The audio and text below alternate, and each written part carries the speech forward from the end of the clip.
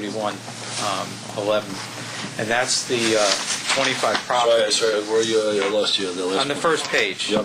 There's 25 properties, and the back taxes on those 25 properties just for the 2008 liens that were filed became in rem as of July 31st, 2011. Town Attorney Noto is working on those properties, and if you return to page 4, the fourth page, it details, sorry for the small font, those 25 properties. The $230,000 was just the 2008 taxes that went into lien, but the total amount owed, which is to the right, is a little over $1,067,000. To the right of that, I listed the tentative assessed value of those properties, which is $10,876,000. So, Town Attorney has sent notification out on those 25 properties, and they have basically to the end of the year, or before the end of the year, to make good on that $1 million, or the town will then take measures to take possession of those properties. And how are things going, Mr. Noto? Good. We had two paid already, and been contacted by a number of them who've also indicated they'll be paying in October, November. And interestingly, a number of these properties have banks, have mortgages, so they've all been noticed as well. And usually when there's a bank involved, they pay the taxes and they just foreclose on the property. So. How many properties do we own now? We own probably about six. And what are we doing with those? Nothing yet. Nothing yet. There's only one house that we own at the moment. And I'm working on the Warren Scott one. Still working on that. Right. But I don't think we're going to get any. I think these are all going to pay. What about the house? There's a house that has an assessed value of over $1.5 million. What's the status of that? now? It's a multi-family. It's a commercial building. Which one are you talking East about? Berkeley Drive. 46 Broad Street? No, East Berkeley Drive. Berkeley Drive, right, bro. Number 20. Yeah. Sure. That's a lot of money we're owed. Yes, that was the subject of a purchase several years ago at, I believe, $1 million. It is a two-family house. It was gut renovated and converted, received site plan approvals from the Village of Rybrook. Their intent, believe it or not, was to condominiumize it, and they thought they were getting more units out of it. I believe their mortgage is in excess of our assessment. I'll just leave But it. the fact that there's a mortgage, I don't think the bank's going to walk away. That's my point. Because if we take it, they lose their lien. So. But look how much, there's obviously, well, maybe we have to give them some better notice, get the bank to pay. Oh, they get served. Yeah. The banks are served, yeah. And that's a lot of money they owe.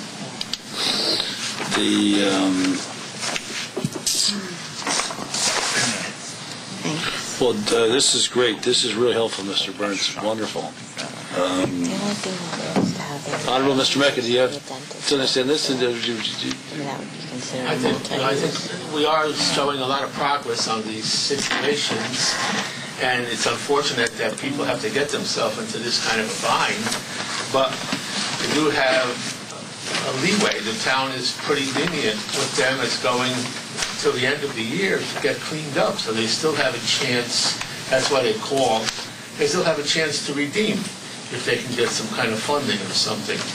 And of course it's advisable because the town does not want to be landlords. It's just too encompassing. So with that, excuse me, I'd just like to remind everybody in the audience and at home that this first half of your school bill is due in 10 days. It's due by the 30th of September, or you will receive a penalty. And unfortunately, these bills are pretty stiff, and the penalties are pretty stiff. And if you're already going in arrears and you start adding large school bills to that, it becomes a problem. So please, everybody, do the best you can. Try to get the money here by next Friday, the 30th, or get it in the post office at least to us so that we can keep you current. Okay? Any questions? No, thank you, Mr. Mecca. Thank you so much. That's very helpful. And yeah, great. Well, thanks for all your hard work and consistent efforts to make the collections work. I know you and Mr. Byrnes and Mr. Noto. It is a tough time. And people are really, in trouble, but, we try to keep on them to not let them get in worse trouble. Sure. No, absolutely. Thank you. Absolutely. Thanks, Mr. Mecca. Thank you. Thanks, Mr. Byrnes. Thank you. Thank you. Good report. Okay, Mr. Noto. Nothing to report, sir. And so you think we're going to collect on all those NREMs? Most. I don't like this. How many are bank owned? There's at least a half dozen, maybe, Wow. maybe more. More than normal. There's Yeah. usually very few banks, but this time there's for example, the tollgate property, tollgate Caputo at the bottom, those are in Mamaroneck. There's an Empire State Building loan. There's a small business SBA loan on that.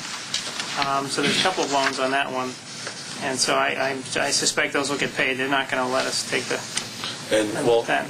And I noticed we have we're on track. We have about $400,000 interest and penalties, and if we collect 138, we'll have about $500,000 penalty and interest this year. Good, excellent.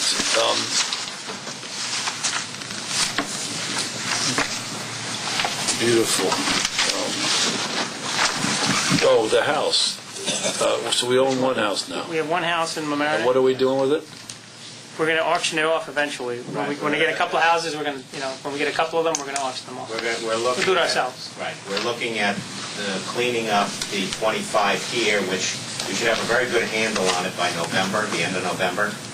And at that point, we'll institute the auction process, exactly as we did 2 years ago. Okay, great.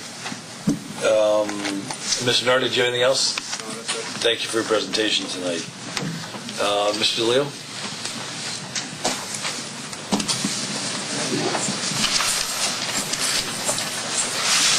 Good evening, Mr. Supervisor and Town Board. Last week, myself and Bishop and my staff, we started our weekly meetings here at 10 Pearl Street to go over what has to get done over the next several months in the fall and winter. And I'm putting together a list for Crawford Park, 10 Pearl Street, as well as Wright Town Park, what we're going to be doing in the next several months. We're going to start off with fixing a couple of loose floorboards in the attic of the Crawford mansion, clean it up a little bit, and use it for storage. And then we're going to work our way down, like in the hallway where the butler's quarters is. It's got to be all scraped down and sanded and painted and primed. And then we're going to keep on going across the hallway, do the whole entire hallway as well as the rooms, and then work ourselves downstairs to like the restrooms and the solarium and whatnot.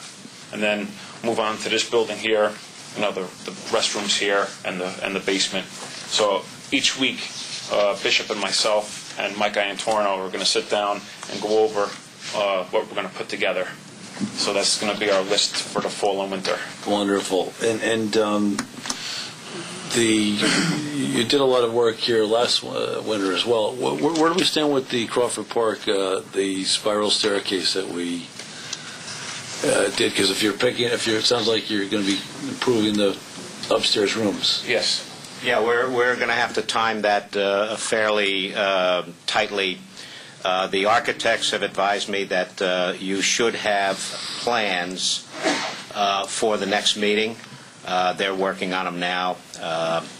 And the construction would probably start sometime in the winter, probably right after Thanksgiving or December. The construction is going to involve at least the demolition of one of the small storage rooms up on the second floor and a large part of the hallway that Frank just talked about. So we're going to probably slide into the rooms themselves, the empty rooms where the chamber was or where the veterans were and so forth, and try to recondition those rooms and then do the hallway last. But our feeling here. When will all this? When will we have the stairs up? Well, the stair project is going to be at least 60 days from the time we start construction. Okay. So January, February?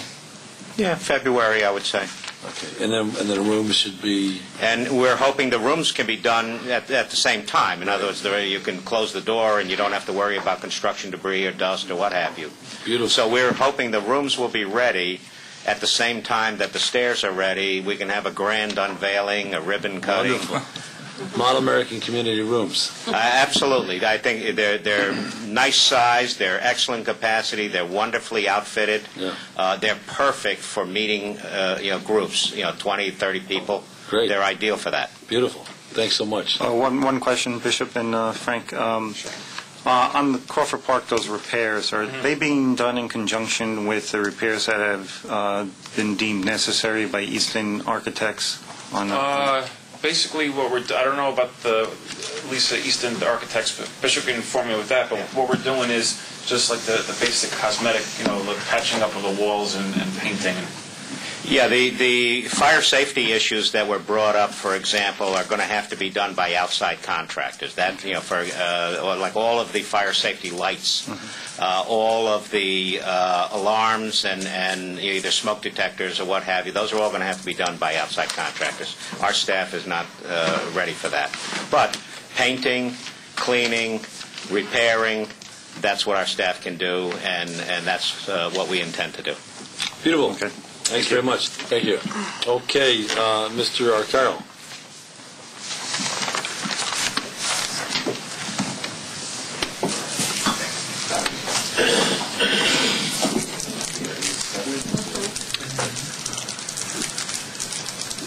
You want to start? Oh, okay. I just want to remind, in reference to the Model American community, there is the Rye Historical Society is offering a tour, a guided tour of Greenwood Union Cemetery and the African American Cemetery on October 16th from 9 a.m. to 9:40 or 2:40 p.m. Charge is $20, and it will be given by docents from the Rye Historical Society. It'll go through the various monuments, importance of Greenwood Union Cemetery, the African American Cemetery, in the history of the town of Rye. So I'll put that information up on the website, and if anyone has any questions or would like to go to the tour, they can contact the Rye Historical Society or come to... It's a Sunday? I'm not 16th, Sunday, right? I have to find that. Let me just check. Let's see. Yeah, Sunday. Yes, that is a Sunday. Okay, beautiful. Yes, great. That is Sunday. Thanks, Mr. Thomas. Mr. Arcaro. Okay. Thanks.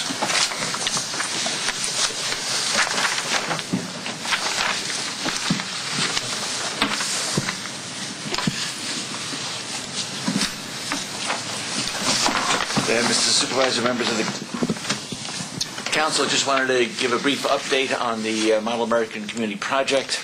As you recall, that first phase, we had identified about 80-some-odd community organizations and about 35 houses of worship, about 115 organizations in the community. And we're about 10% through in terms of making the interviews.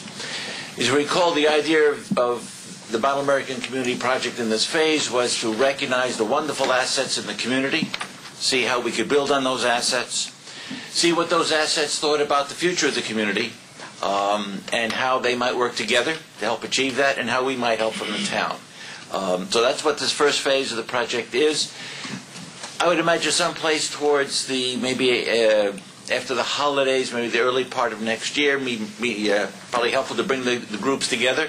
But at the moment, it's been one-to-one meetings, and I must say I've been a real beneficiary of speaking with the folks, the executive directors and the organizers in the organizations about their history, what they've done, what they brought to the community, what they still want to bring to the community. So it has been very enjoyable, and looking forward to memorializing that in the meetings and the reports. Did you have? Sorry, please, sir. Sorry. You produce a report after each of these meetings, correct? Yes. Do you have reports on each of these? I'll put them on the town website. Okay, great. Sorry. Are you experiencing a common theme from each of the organizations, or are the interviews leaving you feeling a certain way? Or, No, good question. I'd say one of the first things I wind up being left with, again, I'm not a town resident, so a lot of this is new to me, is the tremendous commitment. And again, we're dealing with houses of worship, we're dealing with the community organization. The tremendous commitment that the directors mostly have to the organization, and I think, as Goldie has reminded us all the time, these are tough times. And so they're just working with the organization to achieve their mission, to achieve the betterment of their congregation, to achieve the betterment of the Carver Center, the Clay Arts, the Portchester Council for the Arts. Tremendous commitment. I'd say the one thing I did notice that I think we can really help with is that commitment is a tremendous focus and energy on maintaining the organization. I think from the town perspective, we're able to help in creating that linkages, and I think that'll be a tremendous help. And whether it's the seniors helping with the Head Start program, or the Council on the Arts helping present programs for the seniors. I mean, I think there's a lot of linkages that we can continue to build on. But I think it all starts with the recognition of the assets that are already here. The tremendous assets, some very long-standing, some new. And so I just wanted to, we're about 10% through this first phase, just wanted to give you an update on that. Thank you. Thanks so much. Now, one thing is, could you also circulate the list of 80 community outreach organizations and 35 houses of worship, and all of us probably have some links to some of these organizations. Like, you haven't met with the Rotary yet? I have, because I'm there almost all the time. Yeah, so those don't know, Greg is about to become governor of the Rotary, or July 1st, right? July 1st will be governor of the Rotary. That means the big guy in the Rotary. So you don't need to meet with him, I guess, much. But if you could send the list, because we probably have contacts at those, so we can facilitate some of that as well. Yes, I think many of the organizations you're probably busy during the summer, good chance to meet them, but any contacts you can make would certainly be appreciated. Great. Yeah, please. You see what he's saying? It's very important. You left out something. The most important thing you have to support is the DARE program. The DARE program, Melissa Accocella runs the DARE program. She runs it in all of the schools and teaches them. Are you Melissa? About Melissa, yeah, and she teaches them about drugs. Have you met with Dare? No. We're making connections tonight, so would you talk to them? Thank you, Goldie. Fantastic. Good. That's important. Absolutely. And we have to support it. Absolutely. We have to make sure that our children know that alcohol and drugs are the worst thing. Amen. And she has the DARE breakfast at the middle school, which everybody should support. Missy, do you have 2 seconds to tell us do you have 2 seconds to tell us? Oh my God. About the DARE program? All about the DARE program. The most important thing for children to know about. Let's put poor Melissa right on the spot. Not to put you on the spot. Sorry. What would you like to know? I run the DARE program since 2007 in Portchester. Obviously, Rybrook has their program as well. And that's about it. My daughter loves her stuffed lion from the DARE program. Do you give them out also? Occasionally. Usually the essay winners get those. Yeah. She did win the essay? In my program, anyway. There you go. I'd like to read that essay, huh? So, what exactly do you do? Do you go into the schools? I go into the schools, 4 or 5 days a week for about 4 to 5 months out of the year. And I meet with the 6th graders at the Portchester Middle School, and I teach them through their social studies program. And it's a about 10-week program that we expand a little bit about alcohol, drugs, peer pressure, and all the things that the children face as they go through, middle school and high school, etc. Interesting. Wow. Would you be sure to hook up with Greg so we can figure out how we can better support your program? I appreciate it. Thank you so much. Thank you. Thank you. Good. All right, Goldie.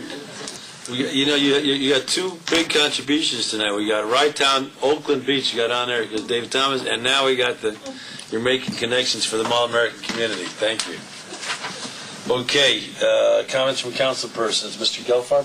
Just very briefly, our discussion about the airport has been deferred 1 month, so we will take it up again at the October meeting. We anticipate a representative from the county who's active in airport operations will come by, as well as County Legislator Rogowski.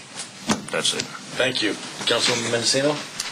Well, we talked a lot this evening about our website and so forth, and I wanted to just make sure that I was on the same email as the rest of everybody else, because it just seems that I don't know what's going on a lot of the times. What email is that? I didn't get an email, Michelle. I know. I didn't know about the meeting that we were having on the Saturday, I guess it was last Saturday, about, for the public to talk about the town being dissolved or whatever. I read that in the paper. And then I sent out an email about it. Is everyone going to this, or is this just something that the supervisor is attending? And I got no response. And email. You didn't? So maybe there's a problem. No, That's why I'm asking. Certainly the meeting for last Saturday, I'm surprised you didn't get an email. I thought I sent you No, you sent me an email on something going whether you're going to come to, you called me, right. Oh, right. September 11th. Right. I had another commitment that day. So, well, look, I'm terribly sorry. I just want to make sure that absolutely. it's correct. So I figured the right people were here tonight that I could find out. I mean, I do get emails from Bishop. I don't know how we missed it. How did we? I don't know. That's a huge oversight. What I'd like to do is I would like to run a test tomorrow. Before last email addresses we have for you to make sure. Because maybe when I send all councilmen, it doesn't go. And they forward. Some of the emails forward. So what I will do is Dave Thomas and I will send you multiple text messages. Michelle says just what you want. No, but what we'll do is all we're asking you to do is just say okay or I got it or I got this. All right. So anyway, Councilman Mendocino, terribly sorry. That should not happen. No, that's fine. I just wanted to check because Yeah, absolutely. No. I mean, the whole thing is though, I didn't get the email either, but I don't think that there was anything to convey. Was there something to convey? Oh, we should know. Did we need to be there? Well, that's what I wanted to know. Oh, certainly. Well, I guess there's a couple of things. Certainly, the goal was to get as many people from the public there as possible. There was no requirement that the council people be there in terms of presentation. But obviously, as an interested citizen, you probably wouldn't want to be there. It was really handled by the vendor advisor was the person taking the questions, really answered the question. Then we had Mayor Pilla, Mayor Feinstein, who ran the meeting, myself, and Mayor Rosenblum there to support. So there was no requirement certainly to be there. But still, I don't want you fighting about these things. Now, I don't think there's another meeting I think the next meeting hasn't been set up yet. It hasn't been set up, but it's probably going to be scheduled for November. November sometime. Okay. So I apologize. We should. I just checking. Yep. That's good. Anything else? No. Councilman Neoris? No, I just want to thank Dave for putting together that wonderful presentation. I thought it was really good. So I was interested in seeing some more history about the town of Rock. Now, actually, Councilman Neoris, one thing I wanted to, you put together a wonderful capital expenditure analysis a couple months ago, and at the Right Town Park meeting, we're going to have to put together an analysis as well. And I think, Bishop, there's some updated capital expenditures, priority needs at the park. Has Mr. Neoris been made aware of those updated needs? No, we are still in the process of assembling the list with the park director. Okay, and I guess the question I have is, now we know what our needs are, how the heck are we going to fund them? and maybe if you give some thought to that for the next couple of meetings is that's a conundrum. Yeah, as I announced in the last meeting, you have Mike the Situation from the Jersey Shore. I feel like I'm Joe the Conundrum. But in any case, but I do think we really, every government is struggling. with real infrastructure needs. And the one thing we haven't done as good a job with here is applying for grants. And maybe, Bishop, if you could put Mr. Norris in touch with Susan Auslander, she works on a success fee basis for us at Rytown Park. Oh, wonderful. Yeah, and so she already received $400,000 for us previously. Yeah. So if we could, we just got to really, now we know the needs. Now we got to think about creative ways to address those needs. Okay. Wonderful. So you'll send me the updated list and the contact information. Beautiful. Great. Thank you. Deputy Supervisor Lenova. No comment. I didn't make it. I'm terribly sorry, Councilman Mendocino, that we didn't get you that email in time. Now this way we could correct it. It's not a big deal. It was a great. I think you were there, Goldie. It was a great. Yeah, it was a great event. That's why I read it. We had just under 100 people show up, so it was a nice turnout. I think very constructive. Do we have it online yet, Greg? It is online. Okay. So if people are interested in the process, the Rytown dissolution process, the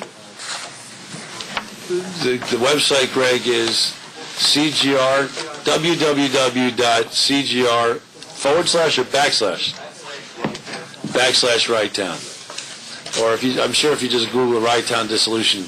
But in any case, the meeting's online. So if you missed it, you can fast forward through the dull parts. But it was really, in my view, the first step towards our model American community concept. Basically, I think we don't know if the town's going to be dissolved, but what it has generated, and I think one of the clear benefits is a community conversation. That community conversation, how many levels of government do we need? How do we govern ourselves? How do we organize ourselves to deliver our governmental services, municipal services at the local level? So I think it's already engendered a conversation. And actually, with the 100 people there, really all the questions that needed to be asked were asked at the meeting. So it was, in my view, a great first step towards really thinking about our model American community and how do we best confront the very significant and severe challenges we have with the global economy and trying to deliver the best service we possibly can for the least amount of money. So we reduce your tax burden. That's all I had. So can I get a motion to bring the meeting to an end? So moved. Second? Second. Thank you very much for coming. Thank you. Thank you.